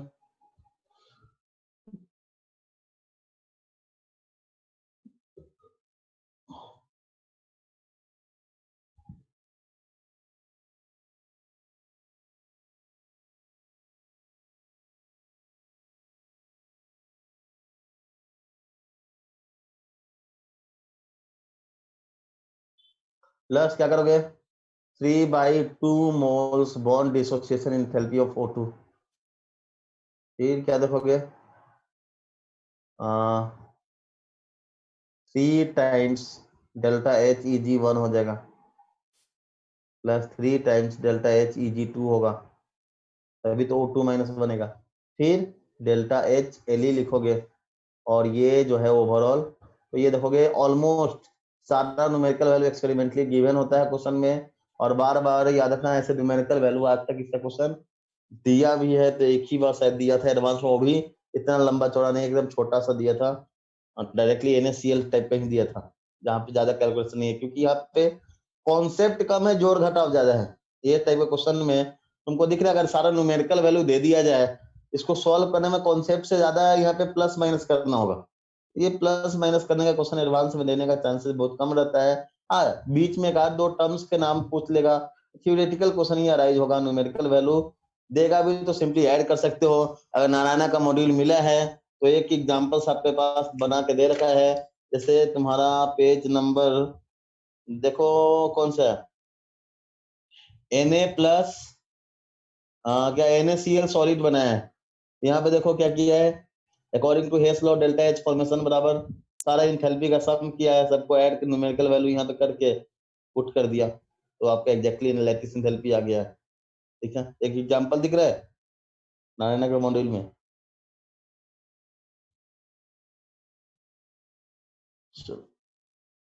तो इसके हेल्प से आप लैटिस एंथैल्पी कैलकुलेट कर सकते हो, या फिर लैटिस एंथैल्पी कंपेयर करने के लिए क्वेश्चन आएगा तो आप कंपेयर कर सकते हो, क्लियर।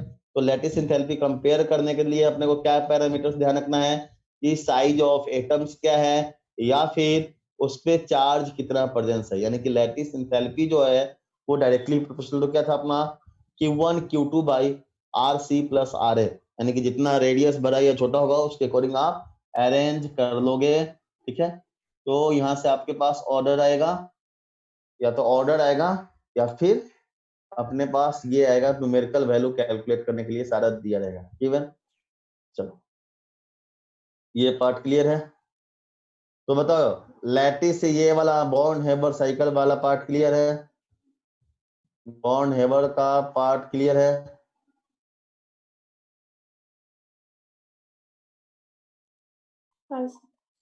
ये वाला पार्ट क्लियर? आगे बढ़ रहे हैं, चलो। अब एक और इसी के जैसा कुछ टर्म्स आता है अपने पास, लैटिस इंथैल्पी के ही जैसा कुछ और टर्म्स आता है, दैट इज हाइड्रेशन इंथैल्पी।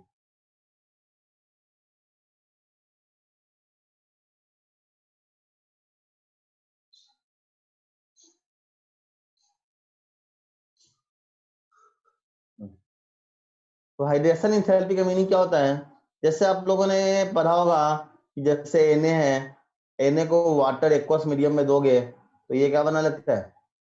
जैसे Na प्लस, हाँ Na प्लस, ये मतलब Na प्लस एक्वस बन जाएगा ना, मतलब Na गैस को अगर हम लोग वाटर में पास करते तो क्या होता है? Na प्लस एक्वस बन जाता है। अब ये जो Na प्लस एक्वस फॉर्म बन रहा है, यानी कि वही जब भी क्रिस्टल फॉर्म से वो एक्वस फॉर्म में जाता है सॉलिड फॉर्म से, उस समय वापस वाटर मॉलिक्यूल के साथ कुछ इंटरेक्शन होगा।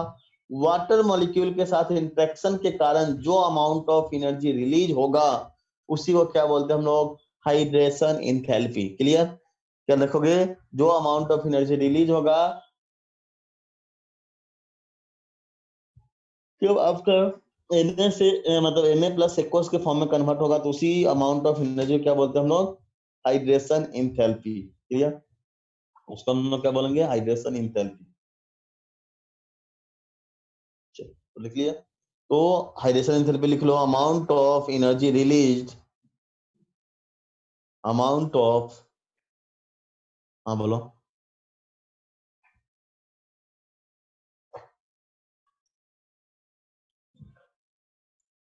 सर Na की Na प्लस हाँ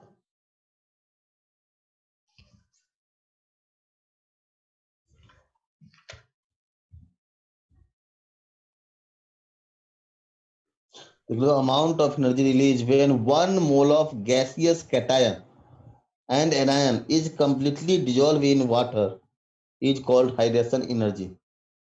ठीक है, हो गया? अमाउंट ऑफ एनर्जी रिलीज्ड, हाँ, अमाउंट ऑफ, ये ऑलवेज एक्सोथर्मिक होगा, लिखो amount of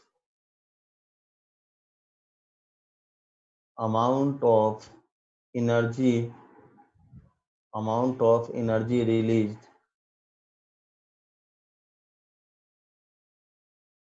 amount of energy released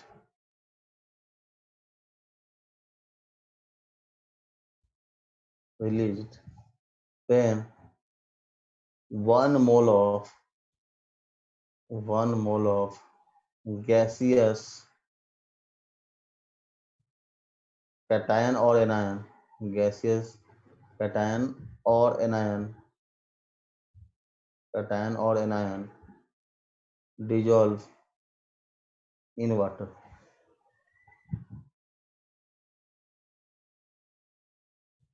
water is known as hydration enthalpy।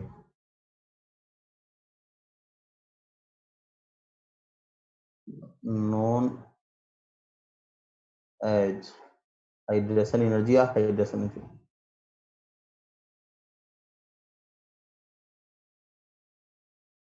या फिर ये क्या बोलोगे? It is always exothermic in nature।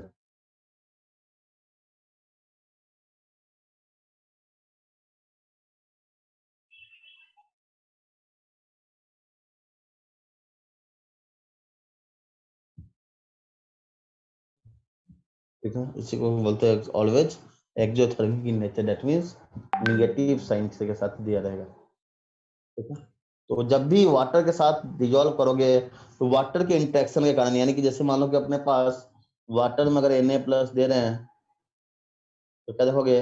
जैसे H2O मॉलिक्यूल है यहाँ पे, ये इसको अपने तरफ अट्रैक्ट करेगा, ठीक है, अलग अलग H2 मॉलिक्यूल को अपने तरफ अट्रैक्ट करेगा। अट्रैक्ट करेगा तो ऑब्वियसली क्या होगा, यहाँ पे फोर्स ऑफ अट्रैक्शन बढ़ेगा, जिसके वजह से क्या होगा, अमाउंट ऑफ एनर्जी रिलीज होगा, और इसी को बोलते हैं हम लोग हाइड्रेशन एंथैल्पी। यहाँ पे जो अमाउंट ऑफ एनर्जी रिलीज हो रहा है इसको क्या बोलते हैं, हाइड्रेशन एनर्जी।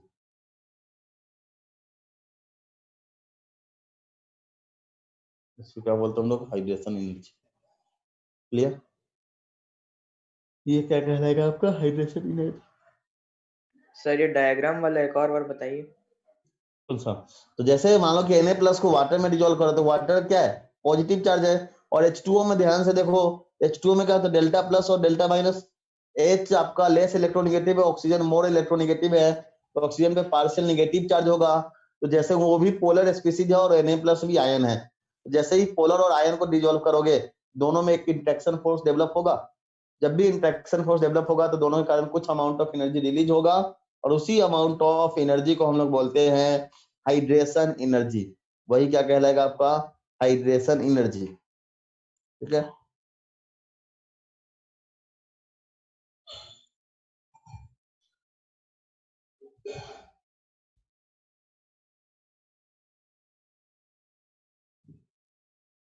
चलो हो गया।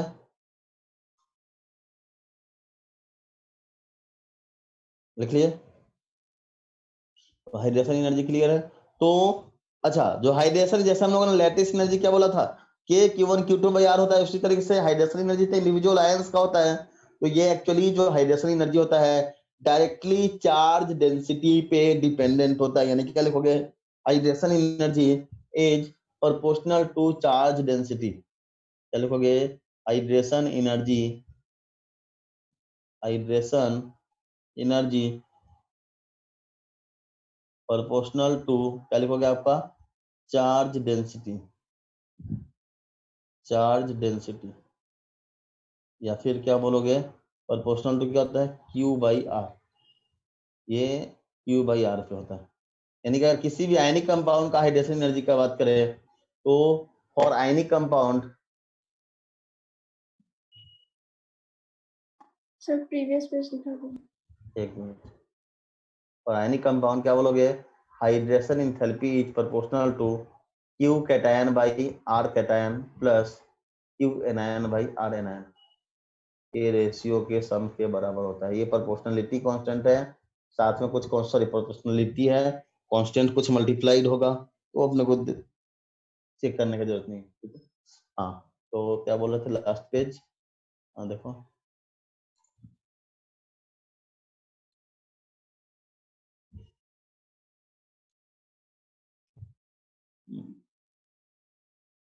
Oh yes.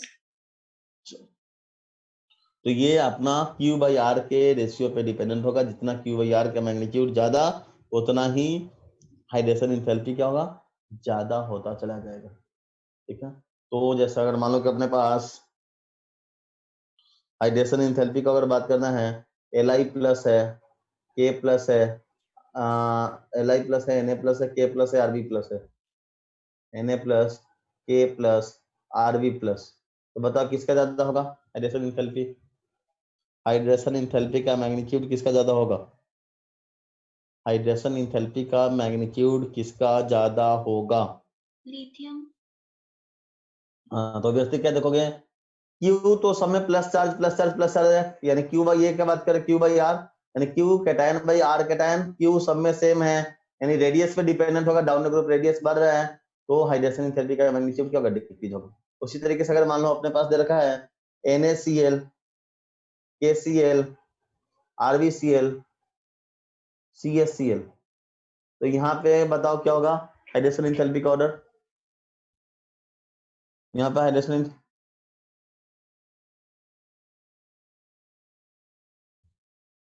तो यहाँ पे हाइड्रेशन एंथैल्पी का ऑर्डर कैसे कंपेयर करोगे? यहाँ पे आप सर डिक्रीजिंग ऑर्डर। देखो, तो NaCl है, KCl है, RbCl, अरे Rb बीच में Cl हो गया, ठीक है, तो RbCl है, तो देखो Cl माइनस जो सब में सेम है, यानी कि देखो वापस देखो डाउन द ग्रुप साइज बढ़ रहा है, तो आपका हाइड्रेशन एंथैल्पी का मैग्नीट्यूड कम होते चला जाएगा।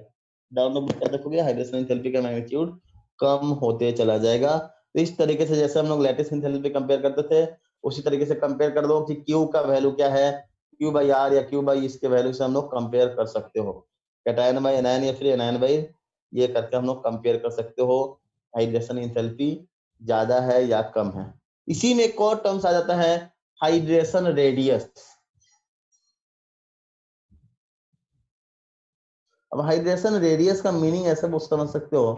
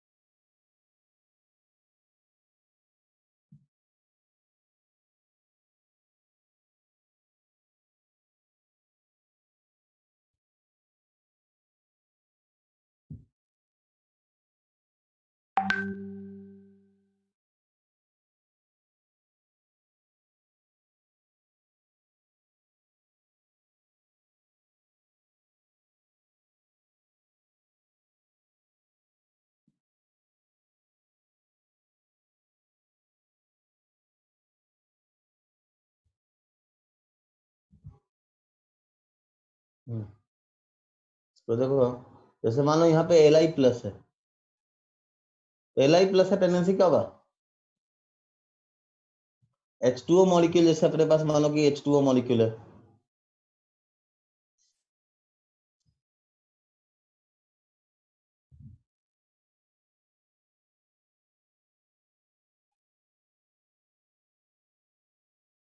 तो H2O के साथ अट्रैक्शन प्रोसेस का क्या होगा, ज्यादा इंटरेक्शन होगा। सिमिलरली यहाँ पे देखो ये इधर से भी ये इंटरेक्शन कर रहा होगा, यहाँ पे भी इसका इंटरेक्शन बढ़ रहा होगा, ठीक है। तो जितना मतलब इंटरेक्शन बढ़ते जा रहा है, इसके साथ अपना H2O लगा हुआ है,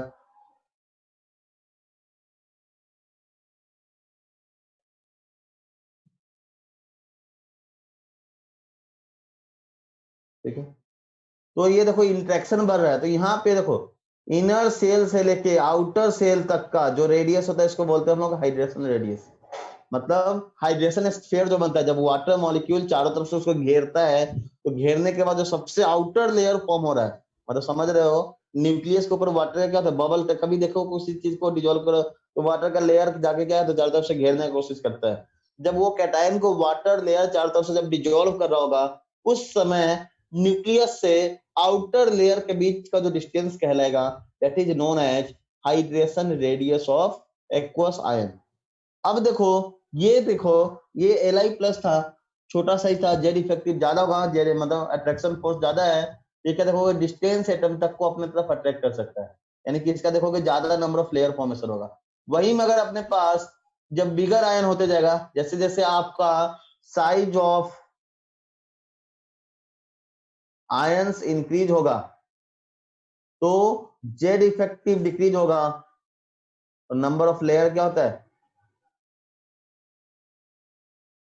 डिक्रीज, जिसकी वजह से क्या देखोगे नंबर ऑफ लेयर जो है आपका ये डिक्रीज हो जाएगा, ये नंबर ऑफ लेयर जो है आपका डिक्रीज हो जाएगा। अब नंबर ऑफ लेयर डिक्रीज होगा तो हाइड्रेशन एनर्जी क्या होता है, hydration radius, sorry hydration radius क्या होगा आपका, डिक्रीज होता चला जाएगा। डाउन द ग्रुप बात करो तो हाइड्रेशन रेडियस क्या होता है, डिक्रीज होता है। आयनिक रेडियस यहाँ पे याद रखना, ये दोनों कंफ्यूजन कई बार होता है, तो क्या लिखोगे, जैसे अपने पास Li प्लस है, Na प्लस है, K प्लस है, Rb प्लस है। अगर इसी में अगर आपसे पूछा जाए ऑर्डर, तो क्या देखोगे ये ऑर्डर आएगा कब, जब आपका हम लोग आयनिक रेडियस का बात करेंगे, आयनिक रेडियस। लेकिन यही आयंस है,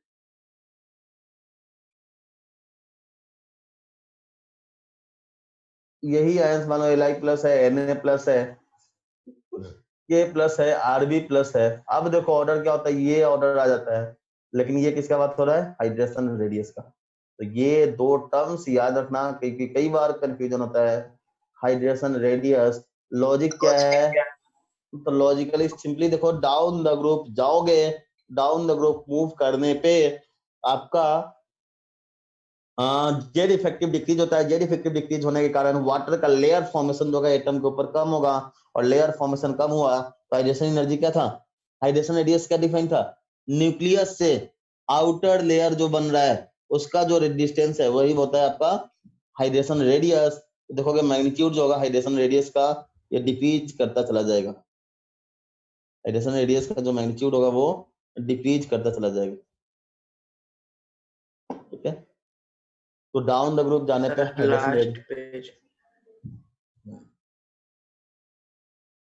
हाइड्रेशन रेडियस का मीनिंग क्लियर है। तो hydration enthalpy, ionization enthalpy, hydration radius, ये टर्म्स क्लियर हुआ,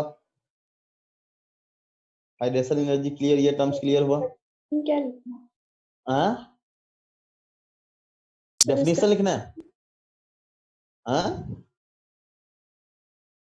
इसका डेफिनेशन लिखना चाहो तो लिख लो, it is the distance of outer layer, outer aqueous layer लिख लो, it is the distance from, distance between outer aqueous layer to nucleus of ions. Hydration radius क्या हो जाएगा, it is defined as the shortest distance, या फिर मतलब क्या लिखोगे, हाँ, shortest distance between outer aqueous layer to nucleus of ions. Nucleus of ion और आउटर लेयर के बीच जो जा रहा है उसको हम लोग क्या बोलते हैं, हाइड्रेशन रेडियस। और जैसे जैसे आप साइज ऑफ एटम को डिक्रीज पे इंक्रीज करते जाओगे, जेड इफेक्टिव डिक्रीज होगा, लेयर फॉर्मेशन कम होगा, जिसकी वजह से देखोगे आपका हाइड्रेशन रेडियस जो होता है वो डिक्रीज होता चला जाता है। तो डाउन द ग्रुप जाने पे हाइड्रेशन रेडियस जो है आपका डिक्रीज करेगा, जबकि आयनिक रेडियस इंक्रीज करता है। तो ऐसे भी याद रखा करो, आयनिक रेडियस जो है, हाइड्रेशन रेडियस जो है inversely proportional to ionic radius है, ऐसे याद रखो। ठीक है, यहाँ से आप कंपेयर कर लो।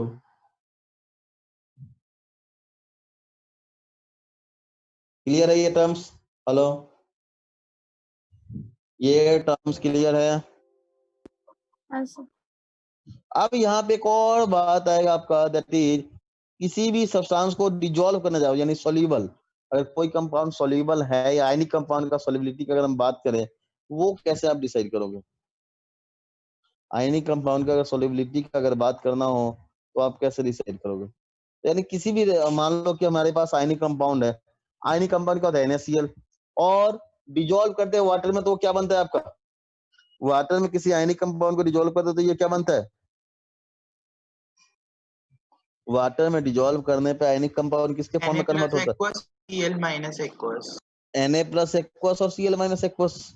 अब ध्यान से अगर ये समझ में आ रहा है, जैसे हम लोग अगर सॉल्युबिलिटी के लिए अगर बात करें,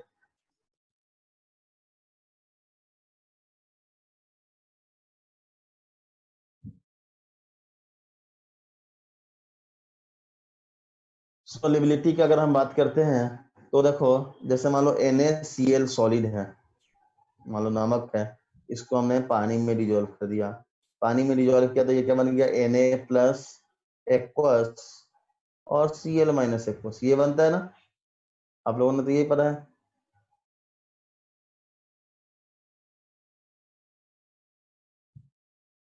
अब बताओ, ये C है, ठीक है, अब बताओ Cl माइनस एक्वस जो बन रहा है, एक्चुअली बना क्या होगा, ये पहले Na प्लस गैस और Cl माइनस गैस बनना होगा, और यहां से ये फिर इसमें क्या होगा, वाटर के प्रेजेंस में। तो ये देखो, ये तो 2 स्टेप में कंप्लीट हुआ, यानी कि इस स्टेप में हमें क्या चाहिए होगा, लैटिस इंथैल्पी, और यहाँ पे क्या रिलीज करेगा, हाइड्रेशन इंथैल्पी।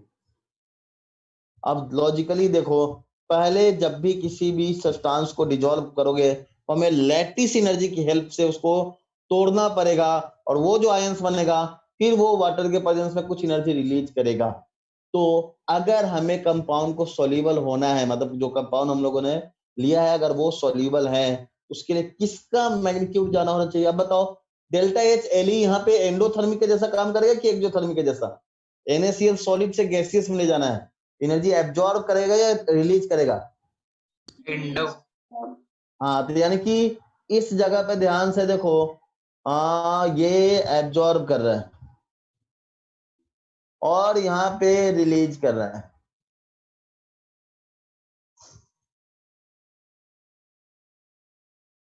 यहाँ पे क्या कर रहा है? रिलीज कर रहा है। तो देखोगे जब आपका रिलीजिंग अमाउंट ऑफ एनर्जी यानी कि जो एनर्जी रिक्वायर्ड रिलीज कर रहा है उसका मैग्नीट्यूड एब्जॉर्बिंग मतलब जितना उसका रिक्वायरमेंट है उससे ज्यादा होगा, तभी तो कंपाउंड सॉल्युबल होगा। यानी किसी भी कंपाउंड का सॉल्युबल, एलई मतलब लैटिस एंथैल्पी और एचई मतलब हाइड्रेशन एंथैल्पी। पूरा रामायण पढ़ने के बाद तुमको ये डाउट है? एल मतलब लैटिस, एच मतलब हाइड्रेशन। तो for solubility of ionic compound क्या बोलोगे? For solubility of ionic compound, ionic compound आप क्या बोलोगे? क्या होना चाहिए? डेल्टा एच हाइड्रेशन इंथैल्पी का मैग्नीट्यूड जो होगा डेल्टा एच लैटिस इंथैल्पी से ज्यादा होना चाहिए, तभी जाके क्या बोलोगे? ये जो स्पीशीज है आपका सॉल्युबल होता है, अदरवाइज ये सॉल्युबल नहीं होगा। बोल सकते हैं यानी कोई भी आयनिक कंपाउंड सॉल्युबल है या नहीं है वो दो पैरामीटर्स पे डिपेंड करेगा। इतना यानी कि सॉल्युबल होने के लिए क्या बोलोगे? लैटिस इंथैल्पी यानी कि जो उसको तोड़ने के लिए एनर्जी चाहिए वो मैग्नीट्यूड कम चाहिए, और जो उसको वापस एक्वस फॉर्म में यानी कि रिलीजिंग अमाउंट ऑफ एनर्जी ज्यादा होना चाहिए। जब भी किसी का सब्सटेंस का सॉल्युबिलिटी फेवर्ड अगर कर रहा है मींस उसका लैटिस एंथैल्पी लो और हाइड्रेशन एंथैल्पी हाई होना चाहिए। यानी कि high hydration enthalpy and low lattice enthalpy support the solubility, बोल सकते हो। या फिर क्या बोलोगे? For solubility high hydration enthalpy and low क्या होगा? Lattice enthalpy is favourable condition. लिख लिए? यानी क्या बोलोगे? हाई हाइड्रेशन एंथैल्पी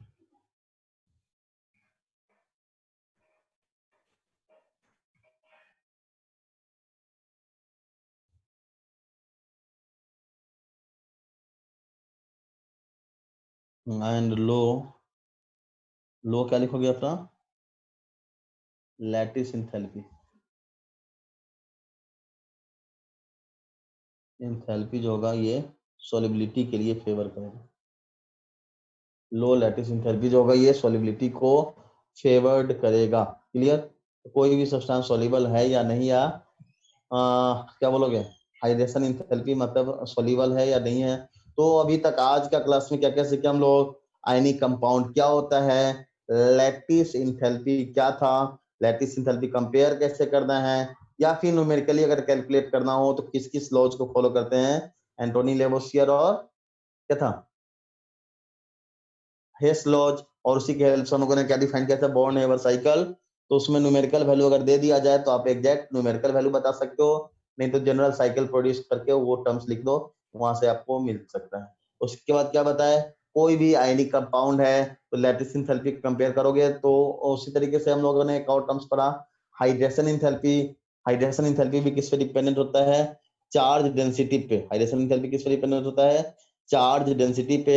उसी के जैसे अपने पास आता है हाइड्रेशन रेडियस और सॉल्युबिलिटी। तो कोई भी कंपाउंड सॉल्युबल होने के लिए क्या बोले थे कि आपका ये जो वैल्यू होगा वो हाई होना चाहिए, तभी जाके हम लोग बोलेंगे ये कंपाउंड सॉल्युबल है।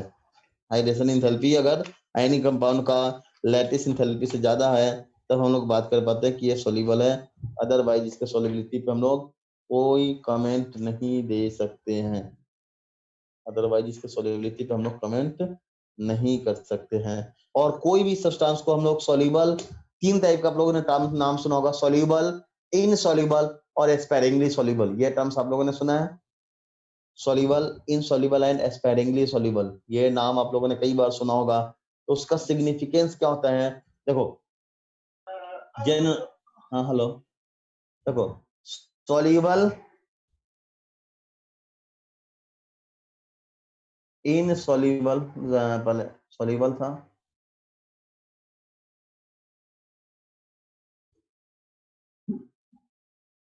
सॉल्युबल, स्पेरिंगली सोल्यूबल या पार्शियल सोल्यूबल, स्पेरिंगली कर दो, स्पेरिंगली सोल्यूबल,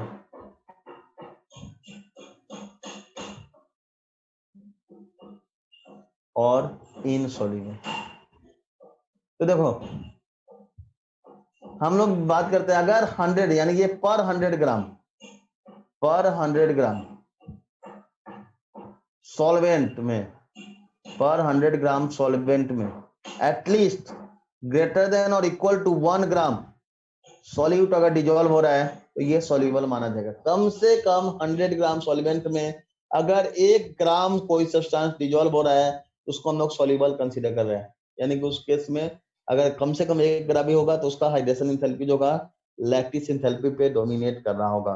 किसी भी सब्सटेंस का हाइड्रेशन एंथैल्पी लैटिस पे डोमिनेट कर रहा है या नहीं, ऐसे देख सकते हो कि कम से कम 100 ग्राम सॉल्वेंट में 1 ग्राम डिजोल्व हो जा रहा है कंप्लीटली, तो क्या बोलोगे वो आपका सॉल्यूबल है, यानी कि वहां पे हाइड्रेशन एंथैल्पी डोमिनेट कर रहा होगा लैटिस एंथैल्पी पे।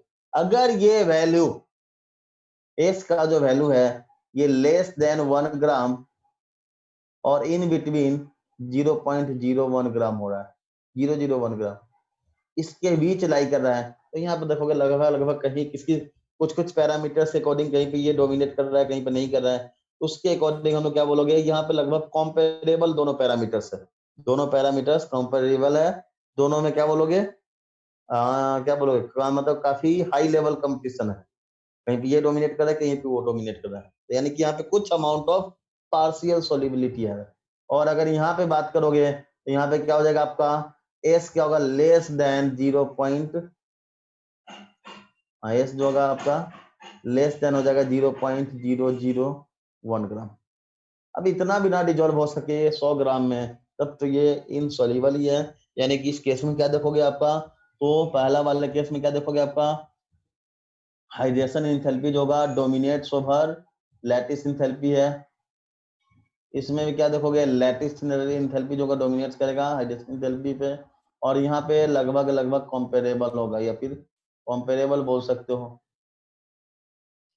तो इस तरीके से हम लोग कोई भी कंपाउंड सॉल्युबल है, इनसॉल्युबल है या स्पेरिंगली सॉल्युबल है, ये टर्म्स आप डिफाइन कर दोगे। तो बताओ ये पार्ट जो डिस्कस हुआ किसी पार्ट में डाउट है क्या, अभी तक का किसी पार्ट में कोई डाउट है बताओ जल्दी से। हेलो सर सॉल्युबिलिटी वाला फिर से बताइएगा ना।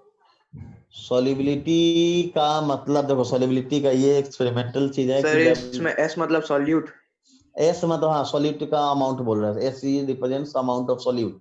तो बोला गया किसी भी कंपाउंड मतलब सॉल्वेंट में 100 ग्राम सॉल्वेंट के रिस्पेक्ट में बात करते हैं, अगर 100 ग्राम सॉल्वेंट के रिस्पेक्ट में कोई सब्सटेंस सॉल्युबल है या नहीं ये कैसे प्रेडिक्ट करोगे। 100 ग्राम में 1 ग्राम अगर डिजोल्व होता है तो उसको हम लोग क्या बोलेंगे सॉल्युबल है। 1 ग्राम से भी कम हो रहा है 0.001 ग्राम के बीच लाई कर रहा है अगर वो अमाउंट, मतलब 100 ग्राम में कोई सब्सटेंस डिजोल्व करने की कोशिश करो और उसका मैग्नीट्यूड 1 ग्राम से भी कम आ रहा है तो उसको बोलेंगे हम लोग स्पेरिंगली सॉल्युबल। और अगर 0.001 ग्राम से भी कम डिजोल्व हो रहा है मतलब ऑलमोस्ट ना के बराबर डिजोल्व हो रहा है तो उसको क्या बोलते हैं हम लोग इनसॉल्युबल नहीं इससे पिछले वाला। नॉर्मल टेम्परेचर पे ना कि हीट हाँ करके भी कर सकते। ये सबका सब एट रूम टेम्परेचर कंडीशन में है, टेम्परेचर बढ़ाओगे तो फिर तो कंडीशन चेंज हो जाएगा, फिर तो पूरा इक्विलिब्रियम कंडीशन शिफ्ट हो जाएगा। हाँ इसमें क्या बोले थे अब बताओ, ये सब्सटेंस को सॉल्युबल होना है तो सॉल्युबल होने में पहले NaCl को हमको यहाँ पे ले जाना है, यहाँ पे ले जाने के पहले क्या होगा ये सॉलिड से पहले गैसियस फॉर्म में गया होगा और ये गैसियस फर्दर डिजोल्व हुआ होगा, तो ये से ये फॉर्म जाने के लिए हमें कौन सा एनर्जी चाहिए हाइड्रेशन एंथैल्पी, और यहाँ पे चाहिए था लैटिस एंथैल्पी। तो अगर ओवरऑल ये रिएक्शन अगर फेवर कर रहा है मतलब एक्सोथर्मिक है तो यानी इसका मैग्नीट्यूड जो होना चाहिए रिलीज अमाउंट ऑफ एनर्जी का मैग्नीट्यूड एब्जॉर्प्शन वैल्यू से ज्यादा होना चाहिए था। अगर ओवरऑल ये एक्सोथर्मिक प्रोसेस है फेवरेबल कंडीशन है तो क्या बोलोगे आपका जो प्रोसेस होगा ये फेवर्ड कंडीशन है तो क्या बोलोगे आप कि आपका रिलीजिंग अमाउंट ऑफ एनर्जी का मैग्नीट्यूड जो होगा एब्जॉर्बिंग से ज्यादा होना चाहिए, जिसकी वजह से क्या देखोगे आपका सॉल्युबल होगा। इसलिए क्या बोलते हैं हाइड्रेशन एंथैल्पी जब लैटिस एंथैल्पी पे डोमिनेट करेगा तो आपका क्या देखोगे आयोनाइजेशन मतलब क्या होगा सॉल्युबिलिटी ज्यादा होगा। क्लियर।